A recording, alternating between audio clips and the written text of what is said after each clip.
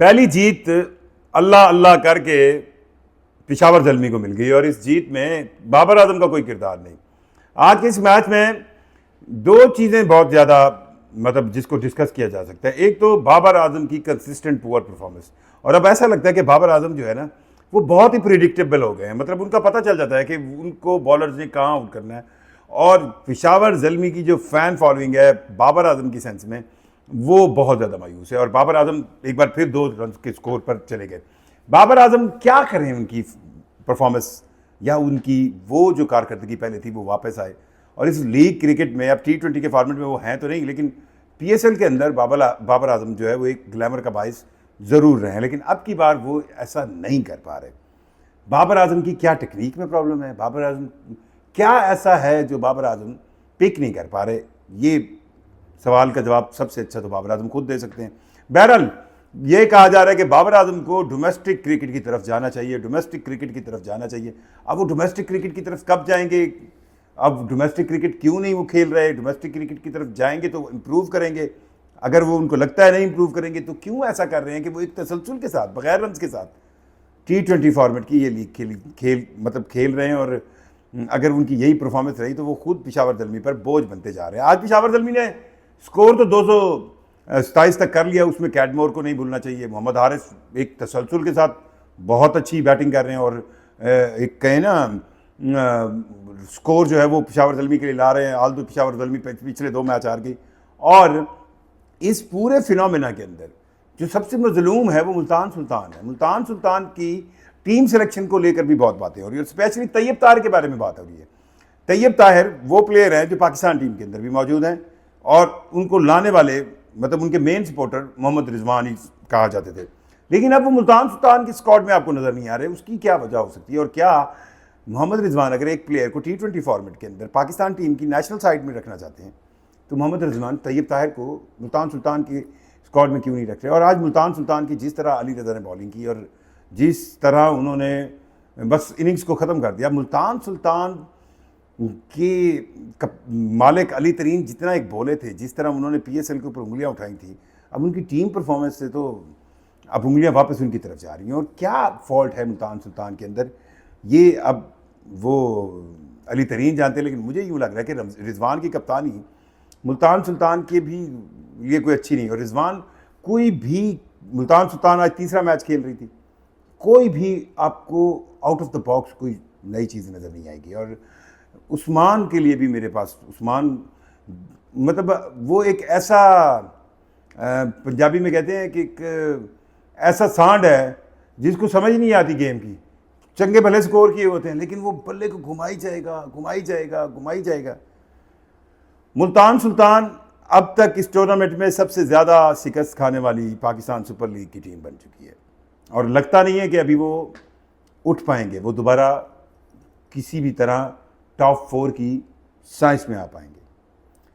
क्या मुल्तान सुल्तान की team selection के मामलात या टीम खिलाने के मामलात, क्या रिजवान की कप्तानी के मामलात, या मुल्तान सुल्तान जिस अंदाज में उनके ऑनर अली तरीन की तरफ से पेश की गई थी उस अंदाज में क्यों नहीं परफॉर्म कर पा रही, ये बहुत बड़ा सवाल है। बहरहाल पेशावर ज़ल्मी को उनकी पहली मुबारक जीत की। पेशावर ज़ल्मी में बाबर की तरफ से कोई भी कहते हैं ना ठंडी हवा नहीं आ रही, ठंडी बिल्कुल हवा नहीं आ रही। साइम अयूब भी एक इनिंग्स चले हैं, ज़्यादा नहीं पा रहे। और पेशावर ज़ल्मी की तरफ से जो अच्छी चीज़ है वो हारिस की वो बैटिंग है जिसकी उनसे तवक्को की जा रही थी। और हालांकि न्यूजीलैंड टूर के ऊपर उन्हें डाला गया T20 फॉर्मेट में, लेकिन वो कुछ ऐसा नहीं कर सके। बहरहाल पेशावर ज़ल्मी इस एक जीत के बाद अब वो कहें ना नीचे से दूसरे नंबर पर आ गई है। मैच जो असल मज़े का होगा वो कल होना है। कल मैच जो कराची किंग्स का और इस्लामाबाद यूनाइटेड का है। अब ये मैच अगर इस्लामाबाद यूनाइटेड जीतती है तो इस्लामाबाद यूनाइटेड का तसलसल जीत का जो है वो बिल्कुल बरकरार रहेगा। और कराची किंग्स की टीम इस बार मुझे ऑन पेपर बहुत स्ट्रॉन्ग लगती है, हमेशा से उनकी टीम स्ट्रॉन्ग होती है, लेकिन अब की बार कराची किंग्स के अंदर जो बोल्ड डिसीजंस हैं वो बहुत अहम नज़र आ रहे हैं। अब मैं ज़्यादा बात करूँगा तो फिर लोग समझेंगे शायद मैं उसका बहुत बड़ा सपोर्टर हूँ। बहरहाल जिस तरह उन्होंने 4 चेंजेस की, उन 4 चेंजेस का फ़र्क नज़र आया कराची किंग्स का कोयटा ग्लैडिएटर के खिलाफ मैच में। सो कल के मैच में हमें एक टफ कंपटीशन देखने को ज़रूर मिलेगा। अब पाकिस्तान सुपर लीग के ये जो मैचेस हैं कराची से होने के बाद 24 से लाहौर के अंदर शिफ्ट होंगे। लाहौर के अंदर इसकी पाकिस्तान सुपर लीग की ब्रांडिंग वगैरह, आज कदाफी स्टेडियम जब हम वर्ल्ड कप क्वालिफायर वुमेन का कवर करने गए तो हमें लिबर्टी चौक में कुछ ब्रांडिंग नज़र आई, मेन बुलवार्ड जेल रोड पर भी ब्रांडिंग नज़र आई।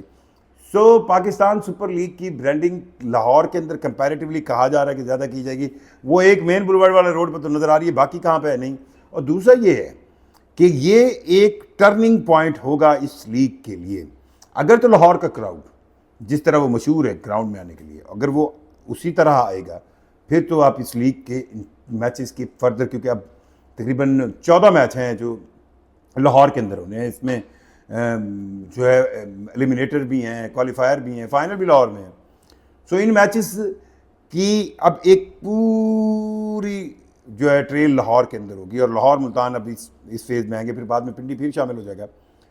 सो लाहौर के अंदर पाकिस्तान सुपर लीग के मैचेस के अंदर अगर लोगों की तादाद, जो कि एक्सपेक्टेड है, उम्मीद है, हमेशा लाहौरी अभी तक तो क्रिकेट से नहीं भागे जिस तरह कराची वाले भाग गए हैं, और उसमें कई वजूहत हैं, लेकिन अगर लाहौरी इस पाकिस्तान सुपर लीग के अंदर आने में उनकी तादाद कम रही तो फिर इस सुपर लीग के अंदर नई टीमों को इंजेक्ट किए जाने के हवाले से जो आइडियाज़ हैं वो बहुत पीछे चले जाएंगे।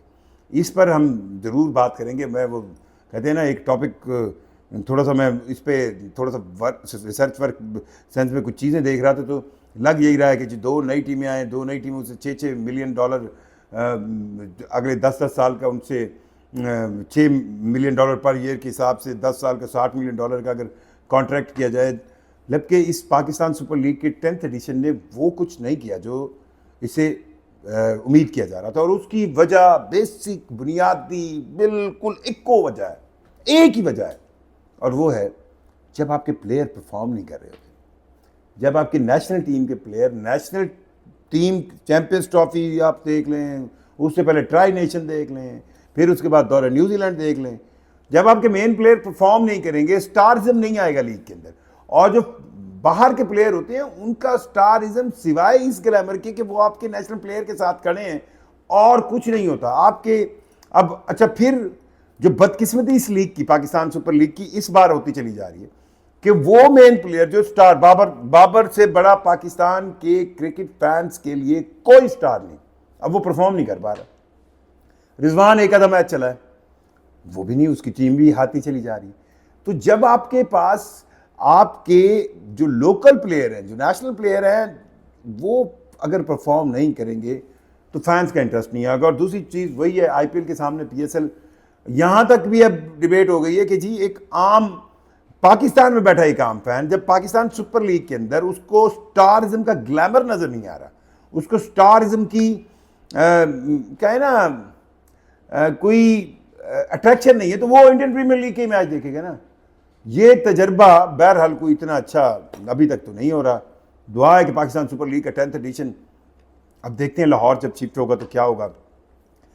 पिशावर ज़ल्मी को उनकी पहली जीत मुबारक हो, और इस जीत में बाबर का कोई किरदार नहीं है, इस जीत में अली का किरदार है, या फिर आप कह सकते हैं कि मोहम्मद हारिस कैडमोर की बैटिंग है।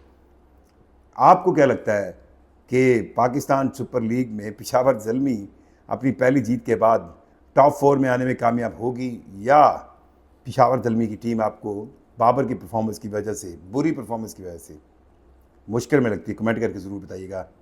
मुझे जुल्करनैन शेख को इजाज़त दीजिए। अल्लाह हाफ़िज़।